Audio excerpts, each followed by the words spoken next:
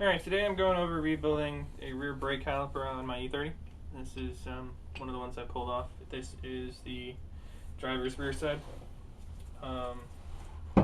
So I've already pulled out the brake leader, and that's over here. It's I believe an 8mm, just pulls right out. Then we're going to start disassembling the slider bracket, which is, let's see, 7mm Allen socket, and that's pretty simple. Just get back there.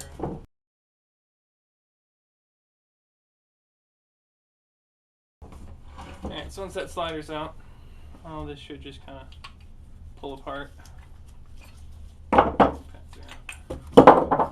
So that's our front slider. Over here. I was too lazy to take out my brake pads, so here those are. And then this is kind of what we're left over, just the main bracket piece. So the sliding pins pull out, clean them off, put some assembly lube on them when you put them back in. If your kit comes with the rubber pieces right here, you should replace those. Mine didn't, so I'm just going to leave those by there. So next step is we've got a little snap ring around here that holds on the rubber disc boot, and that's pretty much a matter of a hammer and a flat tip.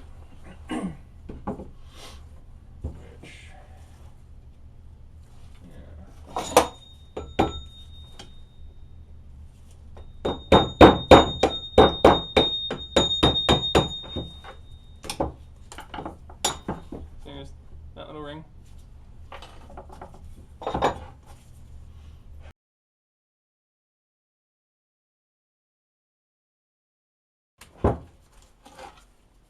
Alright, so there's your dust boot comes off.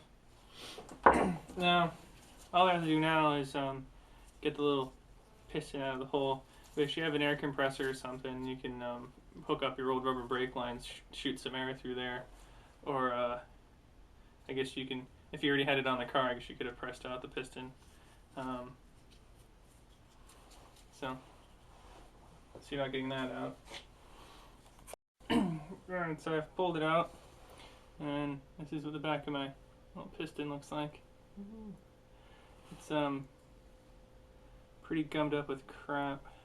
You can just sort of see all the crap that's accumulated on it. So this is part of the reason why this caliper wasn't working. It's just kind of stopped up with sludge. Inside it looks pretty nice too.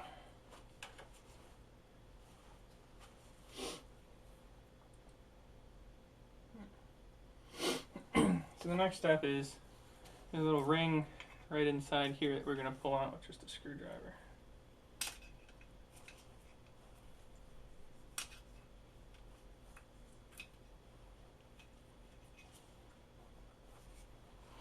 Use that little rubber ring. Toss that out. This new one in the kit. And next step is just kind of clean everything out. Once everything's clean, put it back together and slap it in. You also want to double check your piston for scoring, rusting, those kinds of things. This one actually looks pretty scored up, so I'm going to take like a Scotch-Brite pad or something and kind of clean off all the crap before I put it back together, make sure all this is really clean.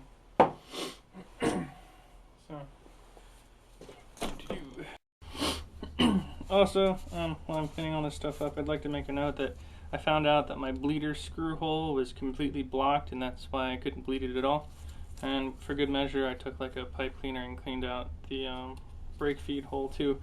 A lot of gunk came out of that. So when you're rebuilding them, make sure to kind of clean everything out, every last little crack and crevice. Alright, so in the meantime, I have this other caliper that I painted. This is the passenger side. It's a nice shiny red. Probably put a couple more coats on it when I'm done. So to show stuff together, got your handy dandy little kit. And it should come with 3 pieces. It comes with a new seal for the inside, comes with a snap ring, and then a new dust boot cover.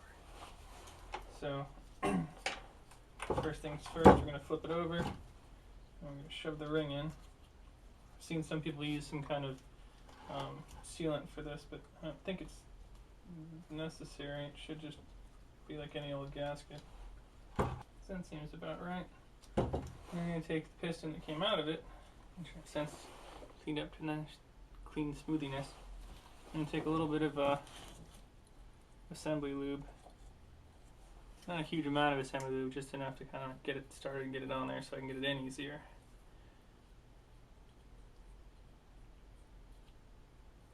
That's probably too much, but whatever.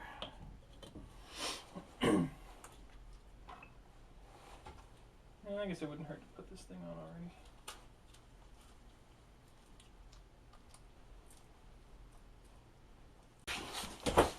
Alright, that didn't work out too well, so I'm going to try a C-clamp. Should probably work a little bit better.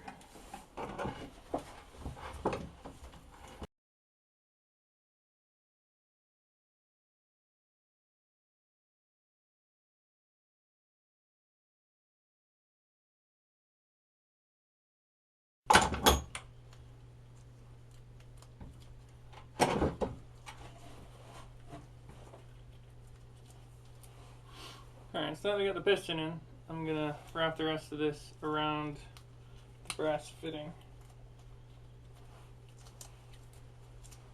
Alright,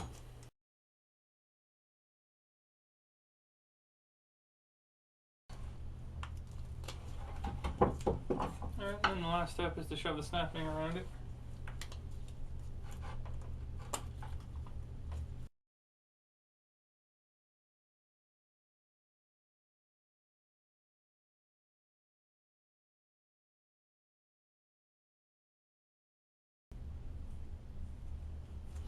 Alright, so I got the snap ring all the way around.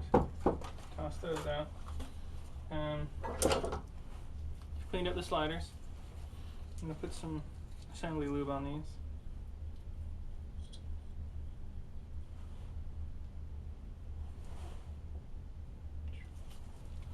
And lubricating these will help your brake sliders slide in and out much easier. And in most cars, they're pretty old and nasty, so this is kind of an important and useful step. I'm using some Permatex anti-seize lubricant. It's waterproof and all that fun stuff, so it should work out really well on the sliders we're going for.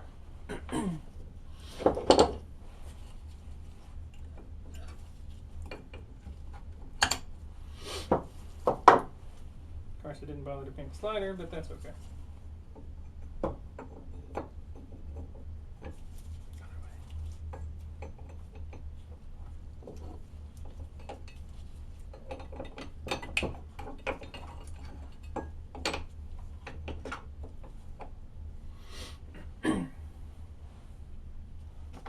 I'm putting the brake pads in before I bolt down the slider because these are fresh brake pads and it's just easier this way.